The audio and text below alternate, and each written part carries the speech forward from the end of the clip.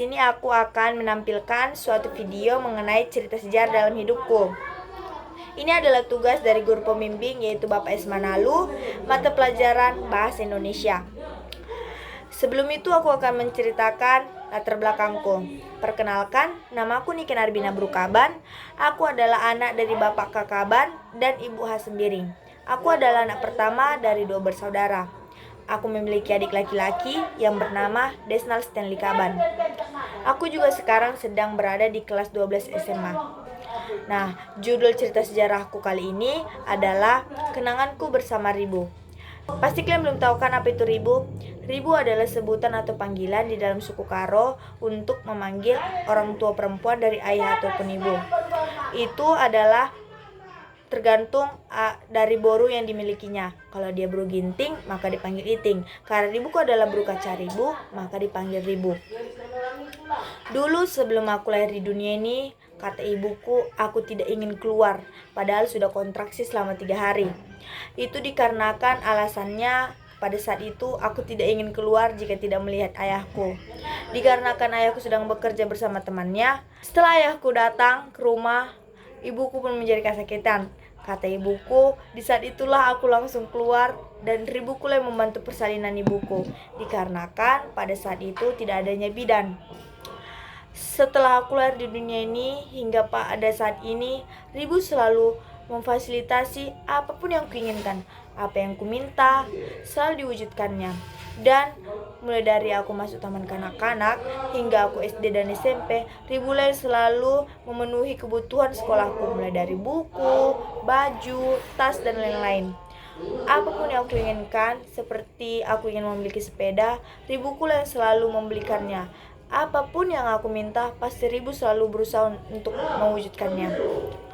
Meskipun ribu sudah tua, dia adalah wanita yang pekerja keras. Ribu rela pagi-pagi pergi ke ladang, padahal ladang itu melewati bukit-bukit yang tinggi dan jurang-jurang yang curam hanya untuk mendapatkan uang untuk memenuhi kebutuhanku. Aku memang bukan cucu yang baik. Aku selalu merepotkan dia. Tapi ribuku tidak pernah mengeluh. Dia malah meminta supaya aku sering-sering meminta apapun kepadanya, karena dia merasa bahagia jika aku terlihat tersenyum. Bagiku ribu seperti malaikat. Dia selalu ada untukku. Aku sangat menyayanginya. Aku malah menyayanginya melebihi ibuku sendiri. Dikarenakan setelah adikku lahir, aku dititipkan bersama ribuku. Dikarenakan ibuku di saat itu sedang sakit-sakit. Aku bersama ribuku selama 3 tahun di masa SD.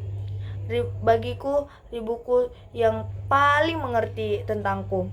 Dia selalu tahu bagaimana aku bisa tersenyum di saat aku sedang sedih. Di saat aku pun dibully di sekolah, dia selalu ada untukku. Dia selalu membela aku dan menjadi garda terdepan untukku. Tapi kebahagiaanku itu tidak bertahan lama. Di saat aku memasuki kelas 8 SMP, kami mendapat telepon dari keluarga. Katanya ribuku jatuh sakit. Awalnya aku kaget, dikarenakan ribuku tidak memiliki penyakit apapun. Ternyata dulu sebelum ibuku lahir atau saat ribuku sedang mengandung ibuku, ribuku terkena kanker tiroid. Tapi kanker tiroid ini tidak ganas dan bisa diobati dengan obat-obat herbal. Kami pikir penyakit di ribuku itu sudah hilang. Ternyata sekarang penyakit itu muncul lagi. Aku bertanya kepada ibuku, apa itu penyakit tiroid? Kata ibuku, itu adalah kanker tiroid, yaitu kelenjar yang ada di dalam leher kita ini, dan dia bisa membengkak. Aku awalnya bertanya apakah itu sangat berbahaya. Ibuku menjawab, iya, itu sangat berbahaya. Lalu kami bertanya kepada keluargaku, apakah ribuku dibawa ke rumah sakit, dan mereka menjawab iya. Ribuku juga berpesan supaya ibuku pergi dan mengurus dia selama dia di rumah sakit. Kenapa? Ribuku memiliki 5 anak. Ibuku adalah anak ketiga. Tapi bisa dibilang dari kelima anaknya, hanya ibuku yang paling dipercayai. Ya, kalau kata mereka sih, ibuku itu adalah anak kesayangan. Setelah mendengar itu, ibuku pun langsung pergi dan berangkat ke rumah sakit tempat ibuku dirawat. Tidak lama di rumah sakit, kami pun menelepon ibuku. Ibuku pun memberitahu keadaan ribuku yang mulai melemah. Aku pun berbicara kepada ribuku. Aku bertanya, apakah Ribu baik-baik saja? Ribuku hanya tersenyum. Dia selalu berkata bahwa dia baik-baik saja. Padahal aku tahu, aku dapat melihat bahwa dia semakin melemas. Ribuku berkata kepadaku, dia berbicara, kamu ingin menjadi dokter? Aku menjawab, iya. Lalu ribuku berkata, kamu harus bisa menjadi dokter, kakak. Kamu harus bisa mewujudkan impianmu. Kamu jangan mudah menyerah. Kamu harus yakin bahwa apa yang kamu impikan itu akan tercapai. Ribuku juga berkata, Kak Niken harus bisa membanggakan kedua orang tua kakak ya. Kakak adalah anak satu-satunya perempuan di sini. Kakak harus bisa menjadi harapan pertama dan bisa membanggakan orang tua. Setelah mendengar itu aku langsung menangis. Aku berkata kepada ribuku, kenapa Ribu berbicara seperti itu? Seakan-akan Ribu akan pergi jauh dan tidak akan kembali. Lalu Ribuku hanya tersenyum. Dia berkata, tidak, Ribu tidak akan kemana-mana. Ribu akan selalu ada di sisimu. Aku hanya tersenyum dan berkata, aku akan datang ketika aku sudah menyelesaikan ujian tengah semesterku. Aku berjanji kepadanya, setelah ujian ini selesai, aku akan pergi berangkat sendirian dan menemui ia. Tapi setelah beberapa hari berlalu, aku pun pulang sekolah dan ibuku menelepon. Aku mengangkat. Lalu ibuku berkata, berikan telepon ini kepada ayahmu. Aku memberikan telepon ini kepada ayahku. Lalu ayahku pergi jauh dan menghindar dariku. Aku awalnya heran, dikarenakan selama ini jika menelepon, ia tidak pernah menjauhi aku. Aku pun penasaran dan berusaha mendekatinya. Lalu aku melihat bahwasanya ayahku sudah menangis. Aku menjadi khawatir dan takut apa yang dikatakan ibu. Aku berpikir kalau ribuku sedang tidak baik-baik saja. Lalu aku bertanya kepada ayahku, apa yang terjadi? Mengapa ayah menangis? Lalu ayahku menjawab, tidak apa-apa kak, katanya. Aku tidak percaya. Aku terus bertanya dan menarik tangan ayahku. Lalu ayahku memelukku dan ia mulai menangis. Aku bertanya, ada apa? Dan aku pun ikut menangis. Lalu ayahku memberitahu pelan-pelan bahwasanya ribuku sudah tidak ada. Aku pun langsung menangis. HP yang awalnya kupegang langsung jatuh. Aku pun tidak percaya dan bertanya sekali lagi, apakah yang ayahku bilang itu bercanda? Tapi ayahku tetap memberitahu bahwa itu semua nyata. Ayahku berkata kepadaku, aku harus mengikhlaskan kepergian ribuku. Aku tidak boleh terus-terus bersedih. Aku juga harus bisa merelakannya karena inilah yang terbaik supaya ribuku tidak tersiksa dengan penyakitnya.